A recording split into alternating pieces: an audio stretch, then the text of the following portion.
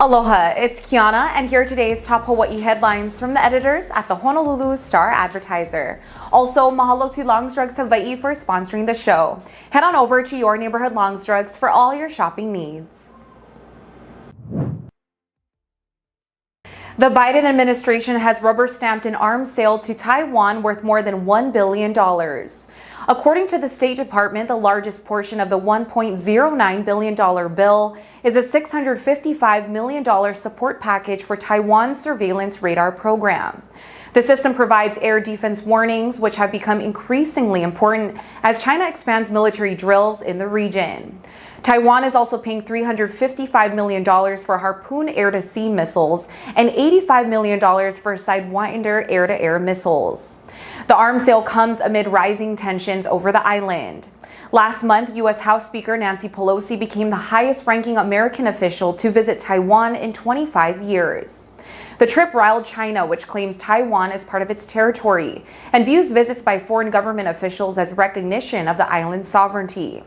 In response, China held a series of military drills that encroached on Taiwan's territory. Hawaii's public school system has a third new deputy state superintendent.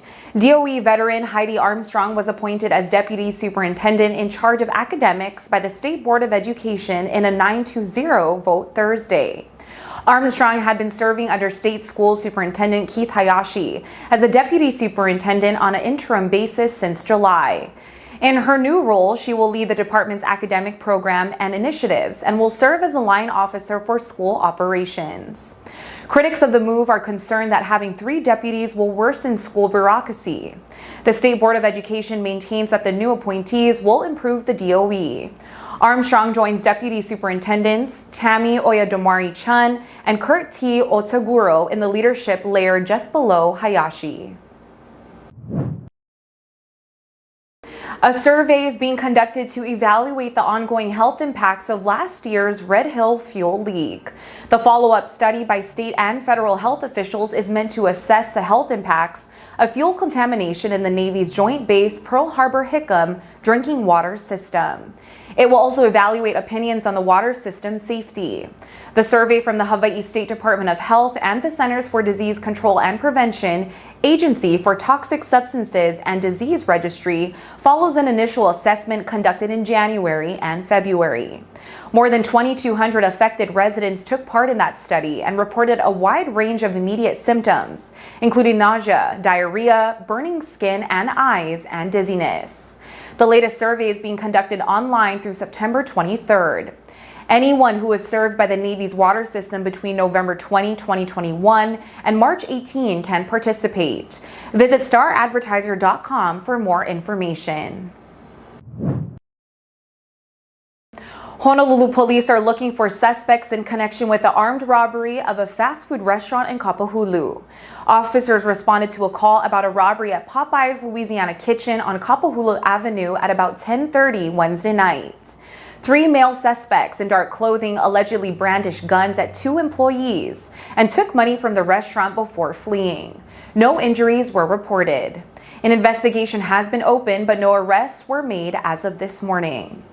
Meanwhile, a 27-year-old woman was arrested after allegedly assaulting a police officer in Waianae on Thursday.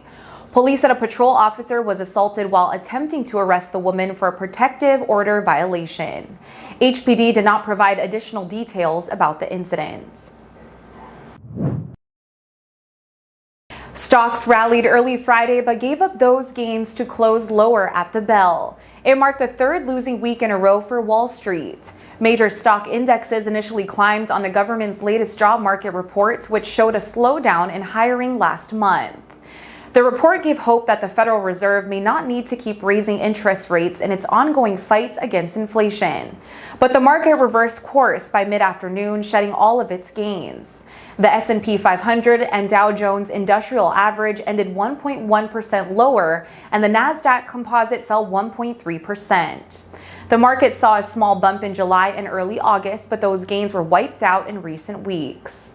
Traders are worried that the Federal won't ease up on a strategy that aggressively raises interest rates to cool the highest inflation in decades. After raising rates 4 times this year, some market watchers expect another 0.75 percentage point hike later this month.